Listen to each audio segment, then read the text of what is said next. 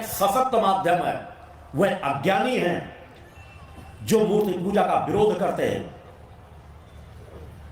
अरे जिस काल में देखो माता सीता का भी गौरी पूजन का वृतांत आता है।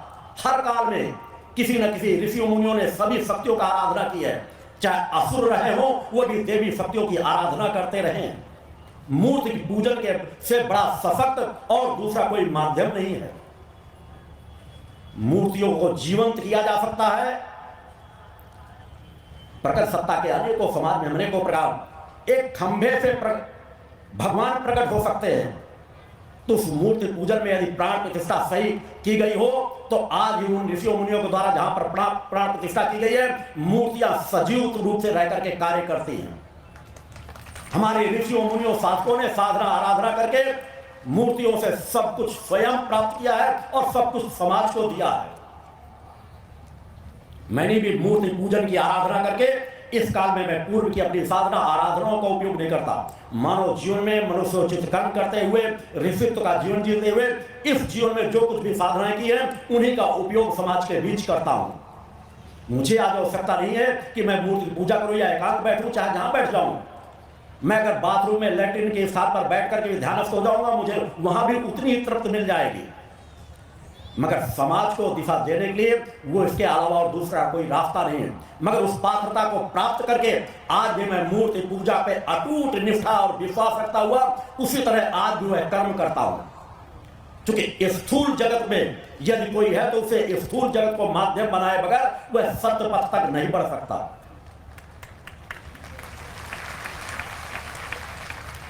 अतः मूर्ति पूजा पर पूर्ण अटूट निष्ठा विश्वास रखो।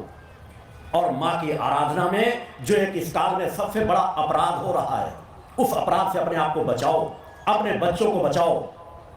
अन्यथा यह अपराध ही मनुष्य के वर्तमान पतन के कारणों में एक महत्वपूर्ण कारण है। देवी देवताओं के नाम पर बलि चढ़ाई जाती है, जवारे बोए जाते हैं मां के नाम पर और वहां अंडा और शराब रखी जाती है।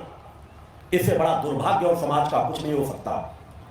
आपकी कोई भी की हुई पूजा फलीभूत नहीं होगी अगर मां के नाम पर आप जवारों पे अंडा और शराब चढ़ाते हैं। आप उस परंपरागत क्रम से भटकते चले आ रहे हैं कि कोई जो शराबी थे, मांसाहारी थे, वह शराब और अंडे चढ़वाने लगे और समाज उसी प्रक्रिया में चलता चला गया।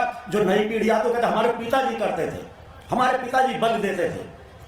तुम्हारे पिताजी वही अपराध करते रहे, तुम वही अपराध कर रहे हो। और जब तुम्हारे बच्चे आएंगे वो सत्य को जानना नहीं चाहेंगे, वो भी कल यही कहेंगे हमारे पिताजी ऐसा बलि चढ़ाते थे, हमारे पिताजी अंडा देते, हम न देंगे शायद हमारा अनर्थ हो जाए। आज लाखों परिवार, करोड़ों परिवार जो मुझसे जुड़े हुए हैं वे पूर्णतया नशे मान से खुद मुक्त हैं और देवी देवताओं के नाम पर कभी बलि नहीं देते। उनका आज तक कोई अनिष्ट नहीं हुआ।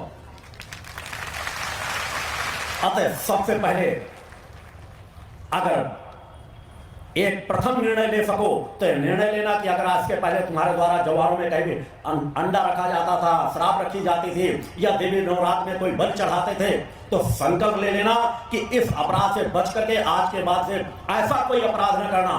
केवल नारियल चढ़ाओ, प्रसाद चढ़ाओ, उस तरह का प्रसाद जो सात्विक हो, पवित्र हो। वह मंदिर नहीं है, वहां मंदिरों के पुजारी नहीं है। उन्हें मैं जल्लाद शब्द कह के हमेशा संबोधन करता हूं। जिन देवी देवताओं पर देवी देवताओं के नाम पर बलि चढ़ाई जाती है, हमारे शिव हो चाहे माता भगवती का काली का स्वरूप हो, कभी मांस का भक्षण नहीं करती। अरे ये तो पवित्र सात्विकता की देवियां हैं, सात्विकता के स्वरूप हैं। उन्होंने असुरों के संहार के लिए क्या किया, यह उनका कार्य है। शिव ने हलाहल विष को पी लिया मगर उसे भी अपने कंठ से नीचे हृदय की ओर नहीं जाने दिया, क्योंकि हृदय में मानवता वास करती है, हृदय में शक्ति वास करती है। उस तक स्पर्श भी नहीं करने दिया। और इस समाज का कितना बड़ा दुर्भाग्य कि अगर शिव जी तुमने हलाहल पी लिया है तो हम और विष आपके चरणों में चढ़ाएंगे और ढूंढ ढूंढ के गांजा, भांग, धतूरा ले लेके शिव के नाम पे उनको चढ़ाते जाएंगे। इससे बड़े यही सबसे बड़े अपराध है। शिव सात्विकता के देव, वहां भांग चढ़ाया जाता है, धतूरा चढ़ाया जाता है, भैरव के लिए शराब चढ़ाई जाती है। न भैरव शराब पीते हैं, न शिव धतूरा पीते हैं, इन सब तरह भांग पीते हैं। इन सब चीजों के जिस तरह के गीत भजन जो मेरे विचार कई बार कथावाचकों की तरफ मुड़ जाते हैं, वे आगे चल करके बतलाऊंगा। जिस तरह के गीत गाने लगे कि पार्वती जी भांग पीस रही हैं, शिव जी भांग पी रहे हैं, जिस तरह का नई पीढ़ी आवाजें सुनती है, गीत सुनती है, संगीत सुनती है, उसी तरह की विचारधारा उसके अंदर स्थापित होती जाती है। ना शिव गांजा पीते हैं, ना भांग पीते हैं, ना धतूरा पीते हैं, ना भैरव शराब पीते हैं, ना काली मांस का भक्षण करती है।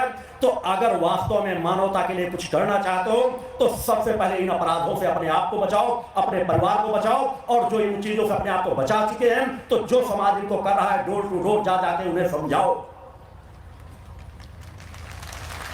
ये वही अपराध है जो हम जानते अज्ञान में वो सब चीज करते चले जा रहे हैं। हमें लग रहा है हम सत्य की आराधना कर रहे हैं, हमारी आराधना सदैव निष्फल होगी, हमारे अंदर से पाप कर्म कभी हटेगा नहीं, हमारा पतन सुनिश्चित होता चला जाएगा, बच्चे कुसंस्कारी होंगे।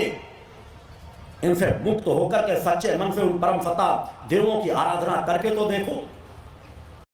What's up, guys? My gang will be here very soon, and we are